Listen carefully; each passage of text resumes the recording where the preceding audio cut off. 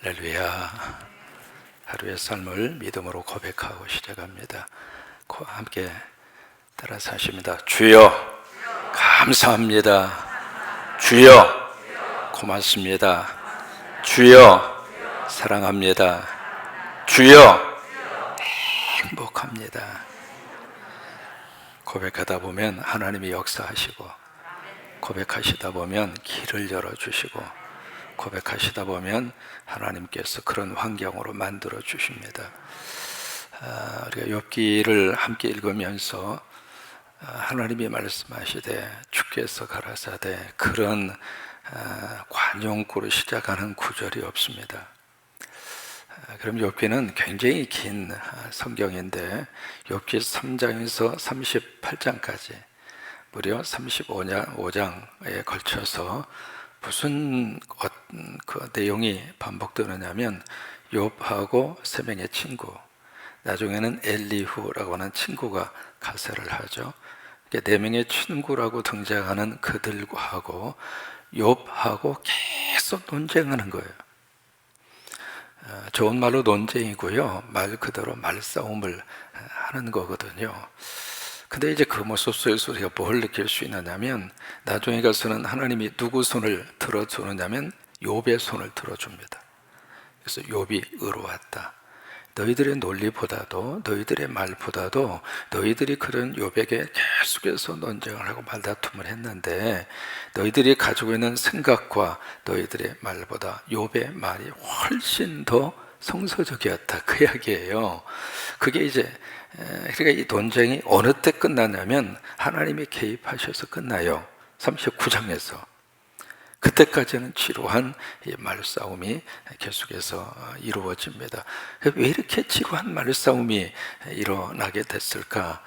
우리가 늘 욥을 생각하면서 이 고난 문제, 이 문제를 다루고 있잖아요. 이 고난을 바라보는 어떤 시각의 차이입니다.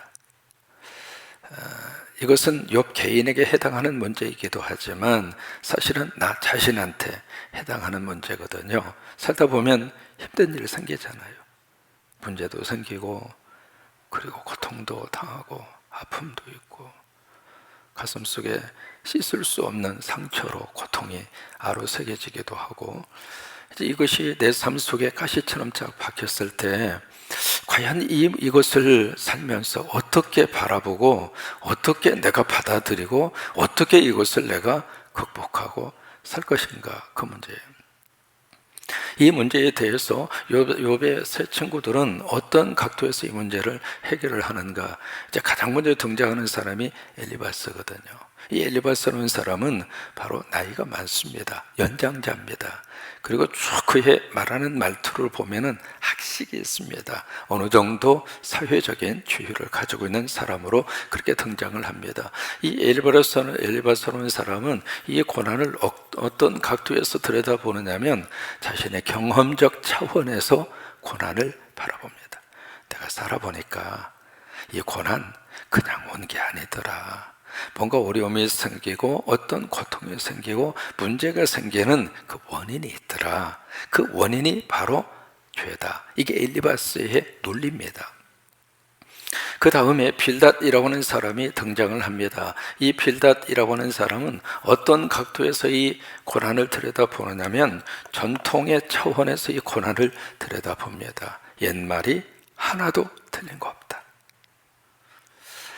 옛 어르신들이 이야기하고 있는 대로, 옛 조상들이 말한 대로 당신의 이 고난, 이것은 틀림없이 뭔가에 네가 뿌려놓았으니까 거두는 거야. 이게 이제 빌닷이라고 하는 사람의 고난에 대한 접근 방법입니다. 그 다음에 세 번째로 소발이라고 하는 사람이 등장하죠. 이 사람은 사실로 추측을 하고 이 고난 문제를 들여다봅니다. 내 모르겠는데 당신 이 어려운 당하는 일 보니까 당신 죄치였구만. 이 세 사람이 고난을 바라보는 시각이 이런 각도에서 보는 거예요. 이게 없다, 그 말이 아닙니다. 이 욥기라고 하는 성경은요, 일반적으로 알고 있는 고난에 대한 문제를 부정하는 게 아닙니다. 그런 차원이 분명히 있습니다. 우리 스스로도 그것을 인정할 수 있잖아요. 그런데 이 고난 문제가 그렇게 단순한 문제가 아니라고 하는 거예요. 특별히 남의 고난 문제에 대해서 왈가왈부할 수 있을 정도로 우리 스스로가 판단력이 옳은가? 그건 아닙니다. 여러분, 내 문제하고 남의 문제하고 접근 방법이 다르잖아요. 그렇죠? 그러니까 남의 이야기에 대해서는 굉장히 객관화시켜서 이야기합니다. 왜? 내 문제가 아니니까. 근데 그것이 내 문제로 와 닿았을 때에는 객관적으로 판단하고 객관적으로 볼 수가 없습니다. 가슴으로 느낍니다. 그럼 머리로 느끼는 사람하고 가슴으로 느끼는 사람하고 벌써 그 문제를 바라보고 그 문제를 대하는 그의 모습 자체가 같을 수가 없는 거죠. 욥의 입장으로서는 고난이 현실의 문제입니다. 그러나 이 세 친구들의 문제에 있어서는 단순히 내가 좋아하는 친구의 고난일 뿐이에요.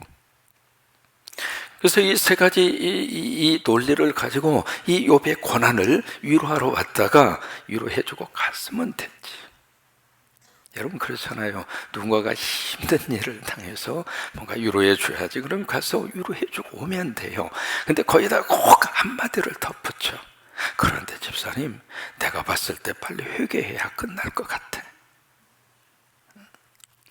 그 말이 그에게는 큰 힘이 될 줄 알고 한마디를 던졌습니다마는 그 말이 그 사람에게 있어서는 돌멩이처럼 잔잔한 호수를 뒤 흔드는 격이 되더라 그 말이에요. 그래서 이 문제가 계속 이제 평행선을 달리고 있습니다. 욥의 입장은 어떤 입장이냐면 이 욥께서 죄 문제가 크게 두 가지로 나타납니다.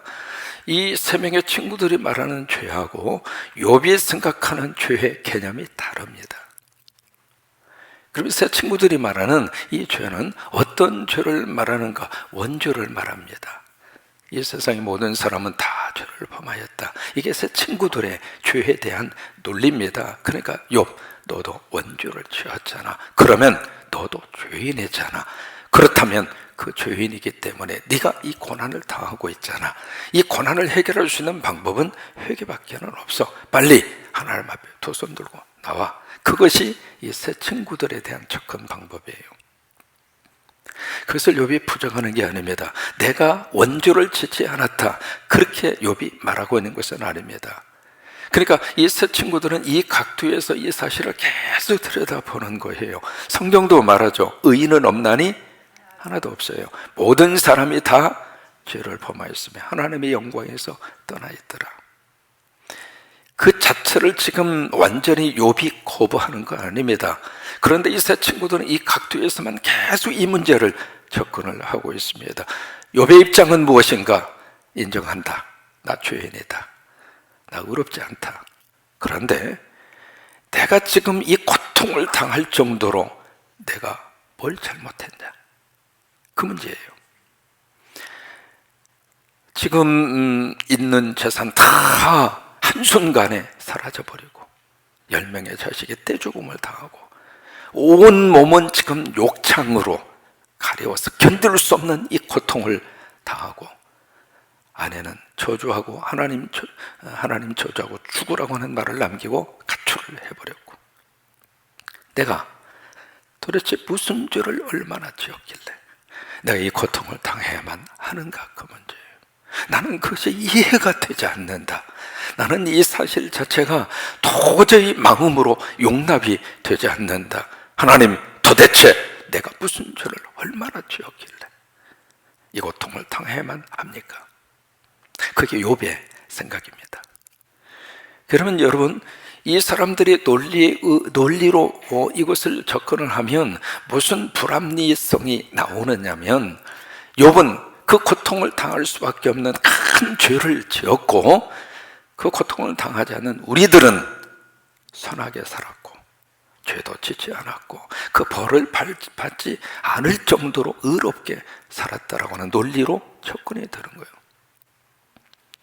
여러분 그런가요?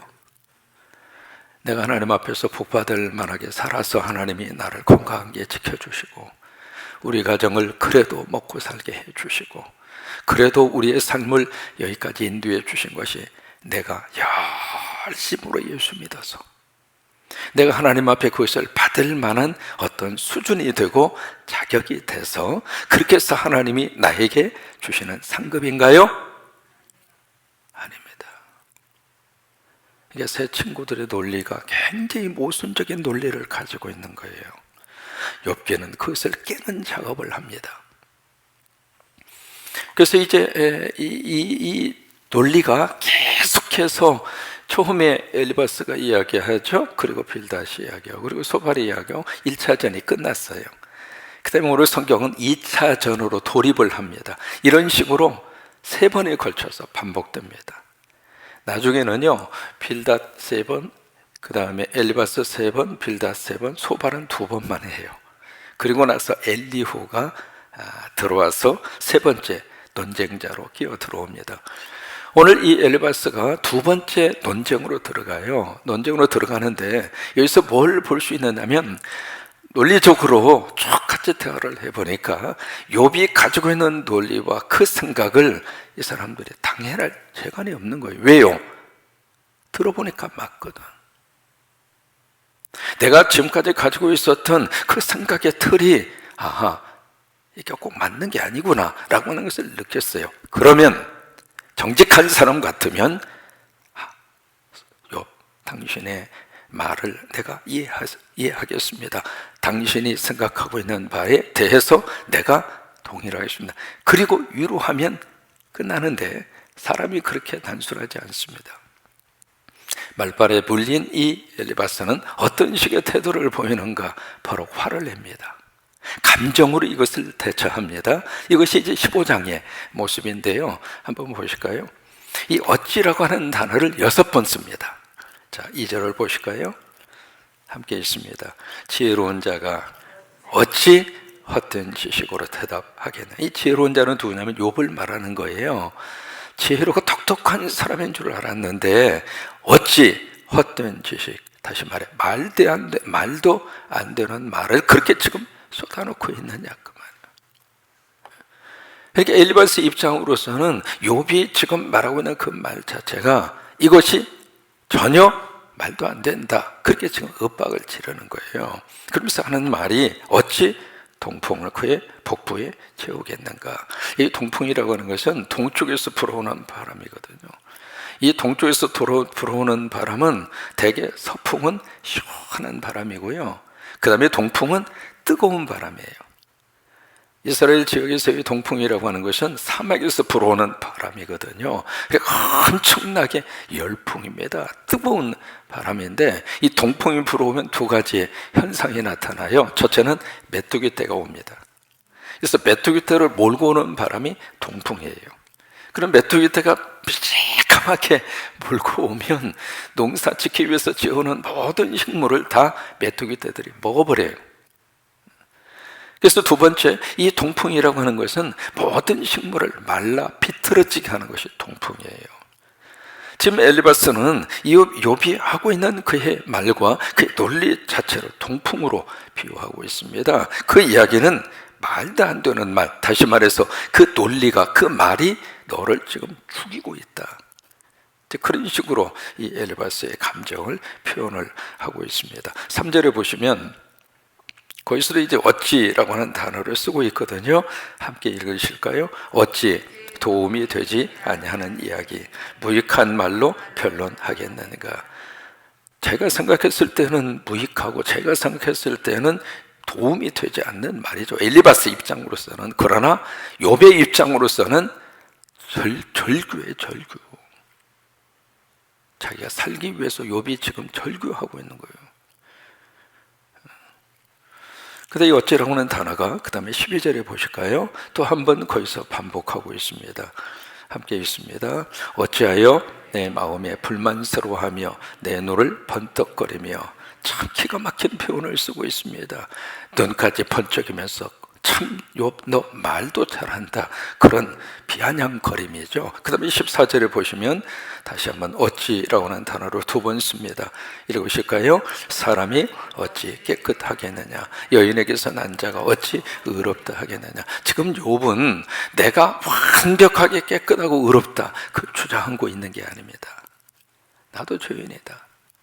말씀드린 것처럼 그런데 내가 이렇게까지 고생을 해야 할 이유가 뭐냐 이 말이에요. 그게 납득이 되지 않고 그 사실 자체를 내가 도저히 받아들이기가 어렵다고 하는 거예요. 사람이 어떤 사건과 문제를 딱 만나면은요, 가장 힘든 게 뭐냐면 그 문제도 힘들지만 주변 사람들의 말 때문에 더 힘든 거예요.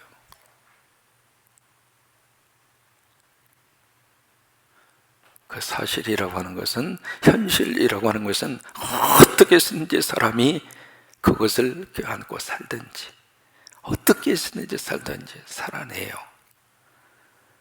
근데 힘든 것은 주변에서 이렇게 이야기하고 저렇게 이야기하고 좀 마음을 좀 이렇게 다스리고 마음을 좀 이렇게 하면서 뭔가 이겨보려고 하는데 와서 한마디씩 톡톡 하는 그 말이 다시 한번 속을 뒤집어 놓고 완전히 사람을 막 뒤흔들고 사람을 혼란스럽게 만들고, 그게 더 힘든 거예요. 욥도 마찬가지입니다. 욥이 지금 당하고 있는 그 고통과 고난 그 자체, 욥의 입장으로서는 어떻게 해서든지 하나님과 씨름을 하든 하나님에게 원망을 하든 어떻게 해서든지 욥은 이겨내려고 그러는데 새 친구들이 와서 하는 말이 욥을 뒤집어 놓는 거예요. 그러면서 신앙적인 문제까지도 이 엘리바스가 타치를 합니다. 4절입니다.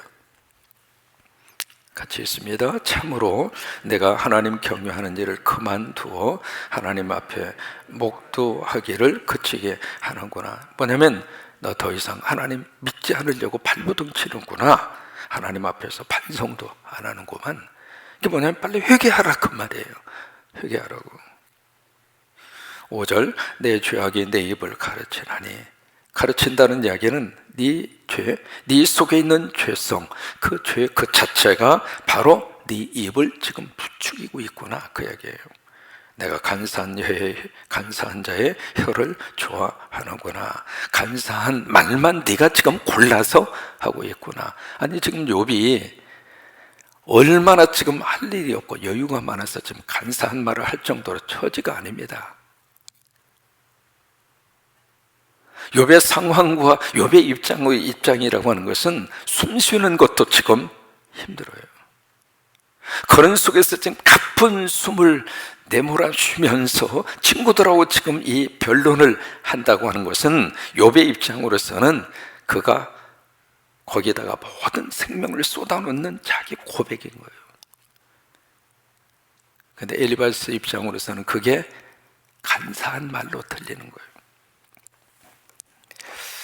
6절입니다. 너를 정죄하는 것은 내가 아니고 내 입이라.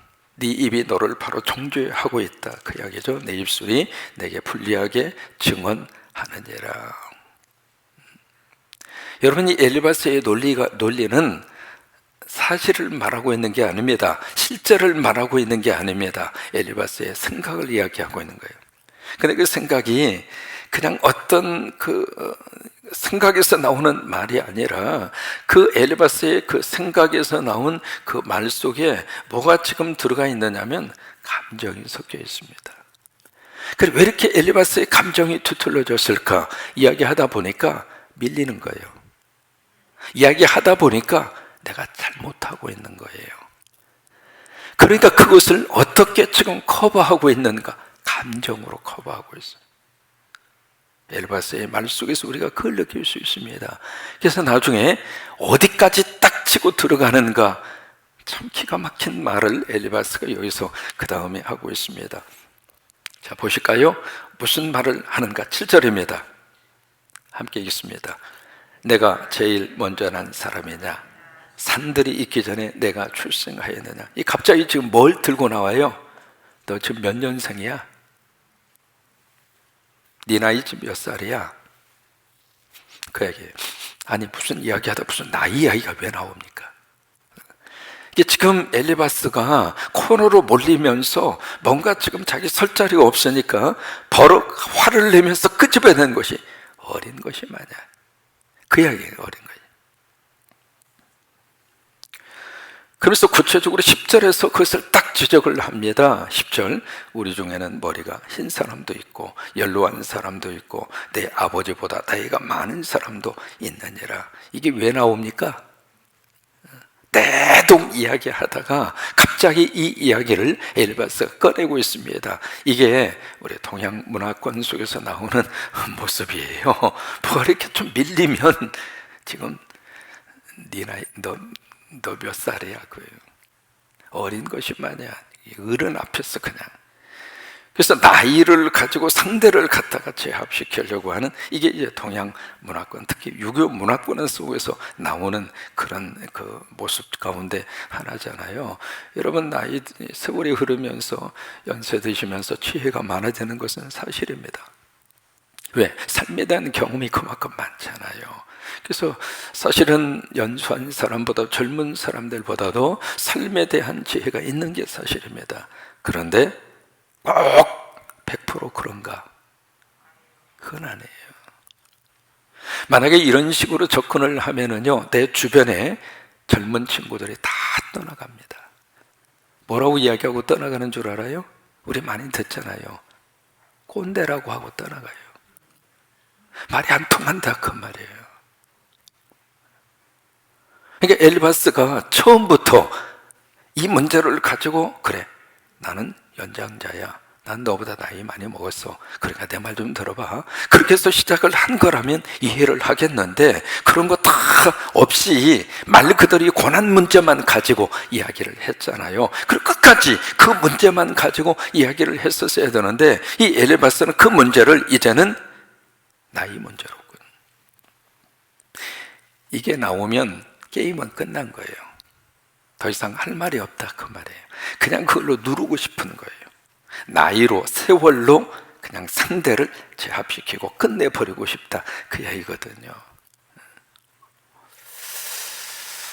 우리가 이 엘리바스의 태도를 통해서 느낄 수 있는 게 있습니다. 첫째로 뭘 느끼는가? 참 사람이 상대를 이해하고 접근하면 참 좋은데, 그렇지 않으면 참 사람이 이렇게까지도 타인을 힘들게 할 수 있구나. 두 번째로 이 엘리바스는 처음에 뭐 때문에 왔는가? 욥이 당하고 있는 고난 때문에 왔어요. 그 고난을 위로하기 위해서 왔거든요. 근데 이야기하면서 이 고난이라고 하는 것은 없어져 버리고, 욥의 뭘 가지고 지금 다툼을 하고 나면 욥의 말투입니다. 말꼬리 잡고 지금 싸움이 벌어지고 있는 거예요. 처음에 가졌던 그 논쟁의 가장 중요한 핵심 주제는 다 없어지고, 너 그따위로 말할 거야? 말하는 태도가 이게 뭐야? 지금 어른 앞에서 네 애비가 누구예요? 어느 학교 나왔어? 학교는 왜 나옵니까? 애비는 왜 나오고요? 이제 그런 식으로 이게요, 본질은 다 없어져 버리고 이게 엉뚱한 것을 가지고 지금 다툼이 시작되고 있는 거예요. 그게 엘리바스 케이스입니다. 여러분, 엘리바스뿐만이 아닙니다.